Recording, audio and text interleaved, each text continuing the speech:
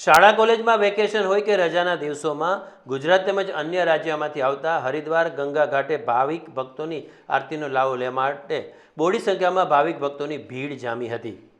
આરતીનો અનેરો લાવો લેવા માટે ભક્તો 2 કલાક અગાઉ બેસી જતા હોય છે અને ગંગા મૈયાની પૂજા અર્ચના કર્યા બાદ મહાઆરતી કરવામાં આવે છે।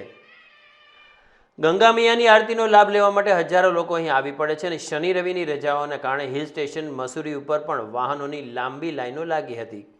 બદ્રીનાથની યાત્રા શરૂ થતાં જ હરિદ્વારમાં પણ ભક્તોની ભીડ જોવા મળી હતી અને ભીડને કારણે વાહન ચાલકોને ભારે હાલાકીનો સામનો કરવો પડ્યો હતો તેમજ અનેક યાત્રિકો આવવા જવાના સમયમાં પણ ફેરફાર કરવો પડ્યો હતો અને અહીંના લોકોનું એવું કહેવું છે કે આ સાલ ગુજરાતીઓ હરિદ્વારમાં સૌથી વધુ પ્રમાણમાં દર્શનાર્થે આવી રહ્યા છે।